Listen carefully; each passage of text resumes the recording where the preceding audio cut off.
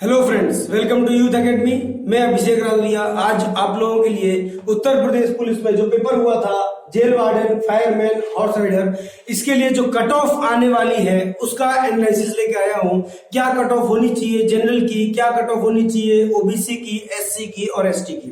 तो इसके लिए हम लोग थोड़ी सी पहले चर्चा करते हैं, देखते हैं कितने बच्चों ने फॉर्म भरा था, कितने अपीयर हुए थे, कितनी पोस्टें थी, एक पोस्ट के लिए कितने बच्चे हैं और कितने लोग पीएसटी और डॉक्यूमेंट वेरिफिकेशन के लिए पास होते हैं, अप्रोक्स कितने गुना पास होते हैं। अगर पोस्ट 5000 है तो उसके 2.5 से 3 गुना लोग सेलेक्ट किए जाते हैं, क्योंकि बहुत सारे लोग वहां पर भी क्या होते हैं, डिस्क्वालीफाई हो जाते हैं। चलिए तो देखते हैं बेटा, जो मैं आपके लिए जानकारी लेके आया हूं बहुत इंपॉर्टेंट है, समझिएगा। सबसे पहले कितने लोगों ने अप्लाई किया, कितने स्टूडेंट ने तो अप्लाई किया था बेटा, लगभग 5.4 लाख लिख दे अगर डिटेल में तो 5,40,000 बच्चों ने इसके लिए अप्लाई किया था। लेकिन अटेंडेंस जो मिली है बेटा, जो बच्चों ने पेपर अटेंड किया है, आप भी पेपर देने गए होंगे,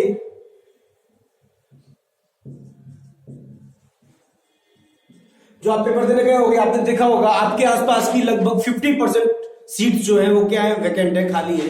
तो अप्रोक्स 45 से 50% अटेंडेंस हुई है। लगभग में जो निकल के आया है वो 45 से 50% बच्चों ने क्या किया है बेटा, पेपर दिया है। बाकी बच्चों ने पेपर भी नहीं दिया है। कौन से बच्चे होंगे जो पेपर नहीं दिए होंगे, कोरोना से डरते होंगे, या फिर उनका पुलिस में पहले से हो चुका होगा, जो 49,000 वैकेंसी आई थी उसमें हो चुका होगा, ठीक है, इसलिए उन्हें पेपर नहीं दिया। कुछ ऐसे भी हैं जिनने पेपर दिया है 49,000 में वैकेंसी, मतलब सेलेक्ट होने के बाद भी, लेकिन वो ज्वाइन नहीं करेंगे क्योंकि वहां पर उनको लॉस ज्यादा है, ठीक है, वो ज्वाइन नहीं करेंगे। चलिए आगे बढ़ते हैं। अटेंडेंस 45 से 50% आई थी, और जो हमारी इसका मतलब कितने बच्चे जो हैं वो अपीयर हुए,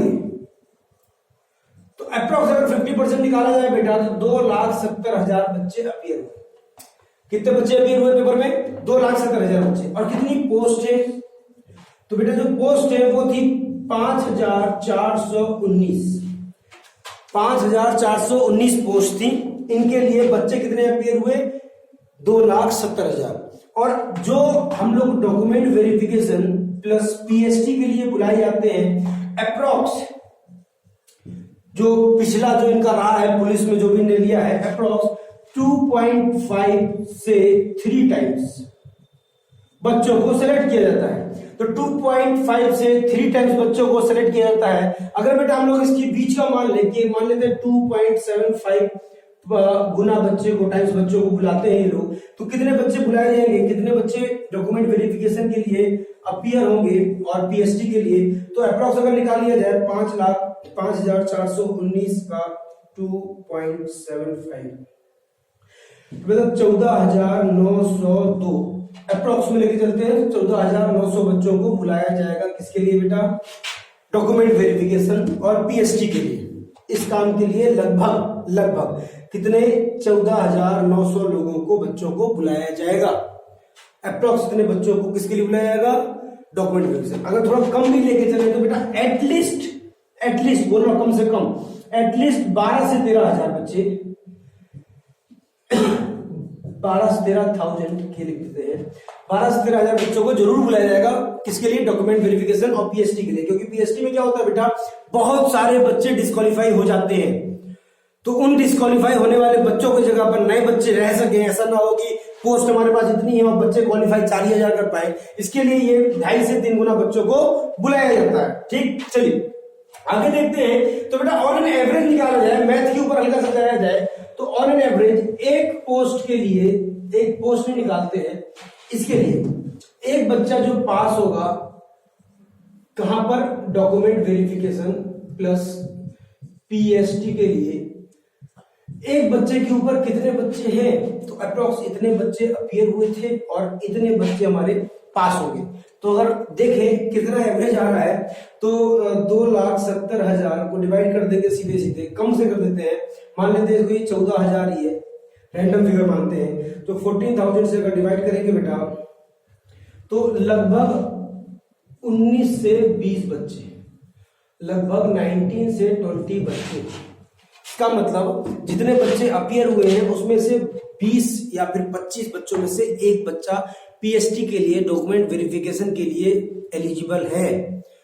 इसका मतलब बच्चे अपीयर कम हुए हैं, पास होने की संभावना ज्यादा है। अगर आपका पेपर थोड़ा भी ठीक हुआ है तो संभावनाएं ज्यादा है।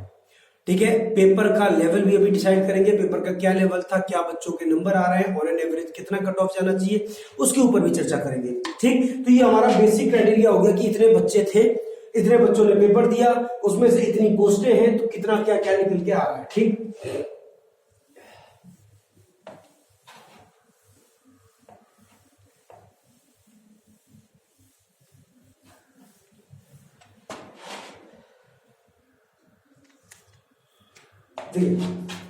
अब आते हैं हम लोग पेपर के ऊपर। पेपर क्या क्या था, तो पेपर बेटा हुआ था हम लोग का एक 19 तारीख को, एक 20 तारीख को। 19 में भी फर्स्ट शिफ्ट था और सेकेंड शिफ्ट था, 20 में भी फर्स्ट शिफ्ट और सेकेंड शिफ्ट। ठीक है, यहाँ पर अलग अलग सब्जेक्ट्स थे, जैसे यहाँ पर लिखते हैं हम, सबसे पहले था हमारा हिंदी था, उसके बाद जीएस था, फिर मैथ था और प्लस रीजनिंग था। मैथ और रीजनिंग को अलग अलग होना चाहिए था, लेकिन क्योंकि मैथ के सिर्फ 10 ही सवाल बचे थे, दोनों को हम लोग मर्ज कर लेते हैं।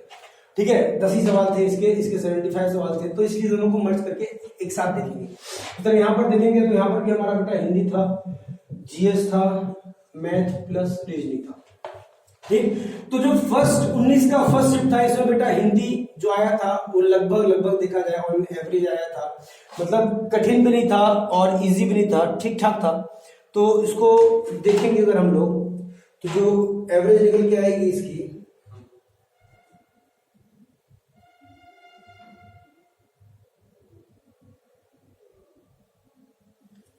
अगर देखा जाए तो ये क्या था, मॉडरेट था।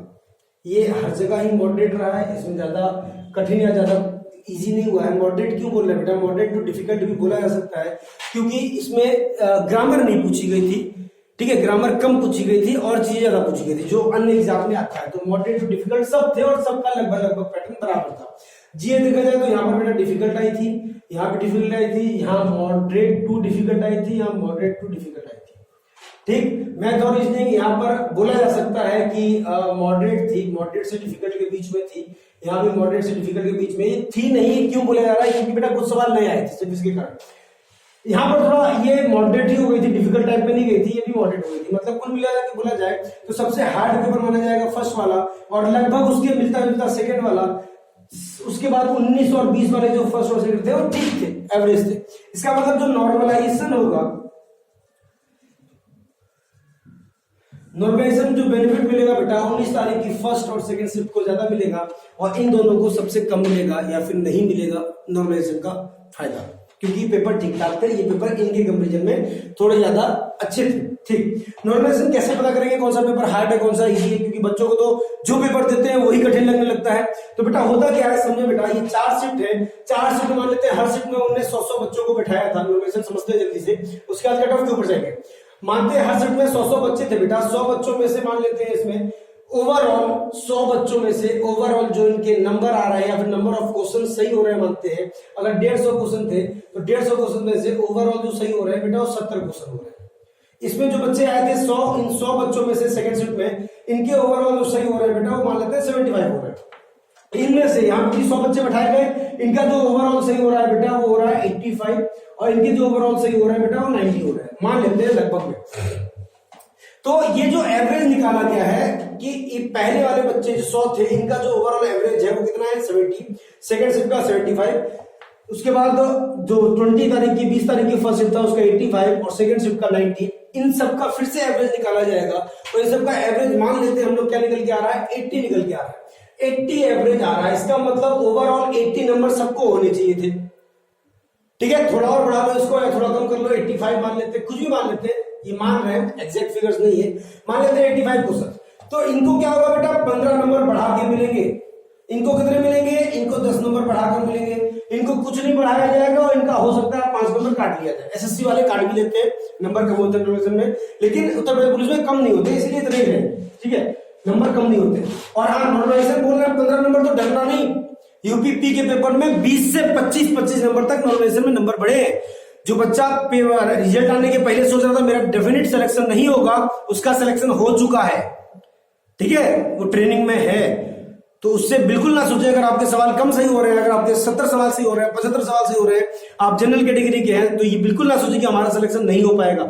हो सकता है अगर आपका फर्स्ट शिफ्ट और सेकंड शिफ्ट में है तो।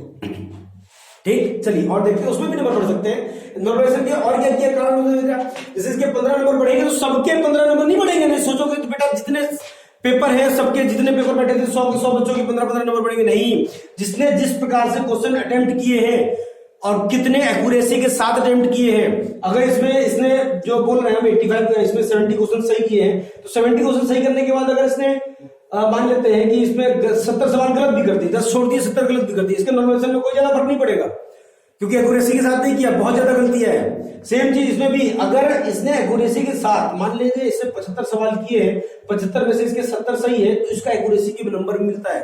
एक्यूरेसी के ऊपर जो नॉर्मलाइजेशन होता है बहुत प्रभाव पड़ता है। जिसने जितने सही हुए हैं हर क्वेश्चन को बांट लेते हैं। क्या है, 15 नंबर बढ़ने हैं, 15 नंबर बढ़ने हैं, ठीक है। और कुल कितने सवाल है? कुल 150 सवाल है। इसका मतलब अगर इसको डिवाइड देंगे तो 0.1 नंबर हर क्वेश्चन के लिए हर बच्चे को मिलेगा। जिसने जितने सवाल सही किए होंगे उसको उतने नंबर बढ़ जाएंगे। ठीक, ये हो गई नॉर्मलाइजेशन की बात। नॉर्मलाइजेशन की बात भी हो गई हम लोग की बेटा, और अटेंडेंस के ऊपर बात भी होगी। अब सीधे सीधे करते हैं बेटा कट ऑफ के ऊपर। कट ऑफ क्या जाना चाहिए? तो कट ऑफ के लिए बेटा हमारे पास क्या क्या कैटेगरी रहती है? हमारे पास एक रहती है बेटा जनरल कैटेगरी,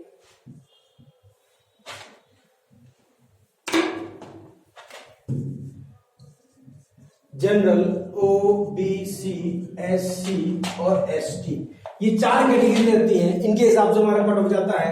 कट ऑफ हम मेंस के लिए बता दे रहे हैं और फीमेल के लिए या वुमेन के लिए या फीमेल के लिए मान लीजिएगा उससे नंबर कम ही आएंगे, उससे ज्यादा कभी नहीं हो सकते। उससे 10 नंबर 15 नंबर के लगभग कम ही मान के चलिएगा जो कट ऑफ हम लेके चल रहे हैं।